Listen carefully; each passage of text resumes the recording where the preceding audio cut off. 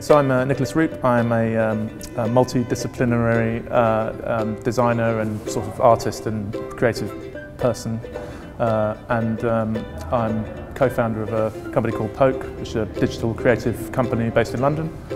It's 11 years old, and also founder of Hulger and Plumen. So Plumen is what we call the world's first designer energy-saving light bulb.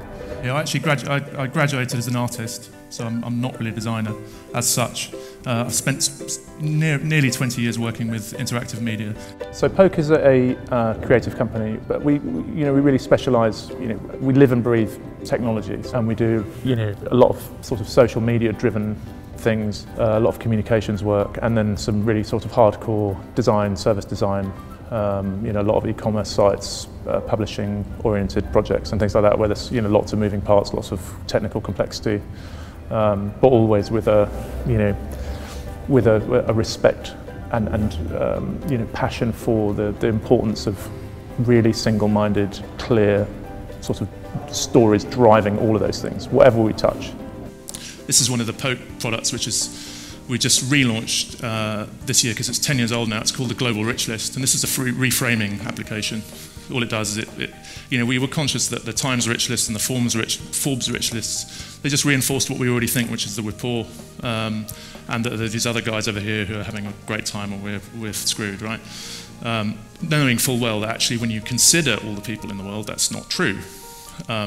So all this does is it just draws a line top to bottom and sticks you on it where you are, by your salary or wealth. And it's a very powerful tool. It's had with no kind of media support or anything, there's 1 million people have been through in the last couple of weeks. And then Hulger really it's still technological. I mean, we describe it as being at the crossroads between art, technology, and design. So it's not sort of, they're very kind of they're more like artistic projects really. So the phone idea, which is now more than 10 years old, so it's published in Design Week in 2002. So a picture of my colleague holding it in the street. So it was it's just basically an old kind of rotary phone. We just cut the end and then soldered a hands-free kit on the end. So I just walked around the streets with this big phone plugged into a mobile phone in my pocket. With Poke, we worked with Orange for 10 years. I was very conscious about mobile phones and just thought, this had got ridiculous. They got so small I couldn't use them, and they had all these functions kind of buried in these devices, and they were completely throwaway. You bought it the first day, and then day 5 you got a chip. Day 10 you hated this device. It was not built to last. This kind of idea of built-in obsolescence had become this kind of ridiculous kind of cartoon. So I thought, well, ridiculous cartoons, I know what to do about that. And created, and hacked this together in an afternoon and bought the thing off eBay and rewired it to a hands-free kit and made this device and walked around the streets, and people laughed their heads off and thought, this is interesting. So this big fat phone, sitting in your hand looked ridiculous, but people absolutely loved it because they're completely connected with what we were doing. It's a sort of like an artistic statement. It's a bit like Dada or something, like the surrealists.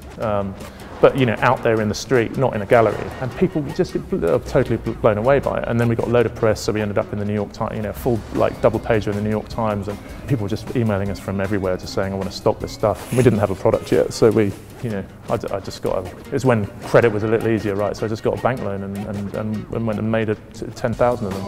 We were trying to make them really kind of beautiful design objects with real integrity, and that really kind of wore well with time and everything.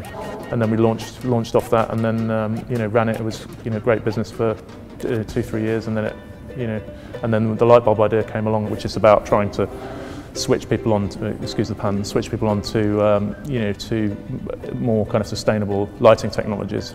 So we made this as £150 worth of neon sign bending. We made a coat hanger model and took it to the neon sign shop and asked them to make it. We faked the light bulb. We took some pictures and sent it to the press, and this is the Sunday Times, and it got lots of attention. And then 3 years later, this pops out, which is a production model called the Plumen 001.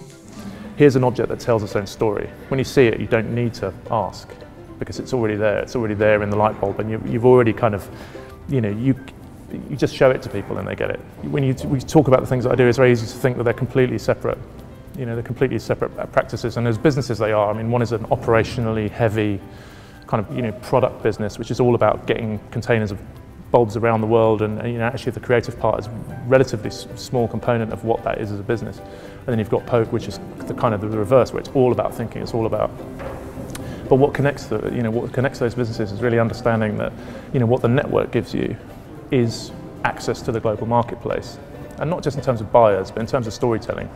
So with the phones and with the light bulb, I just knew because of everything that my exposure to digital media had given me. It just gave me complete confidence to say, well, rather than sort of do what you would normally do, which is sort of dilute it to make it consumable, you go the other way and make it sharper and more single-minded and more standout and more exceptional. And I think it's in the combination of those two things that where my interests lie, but also clearly what seems to work.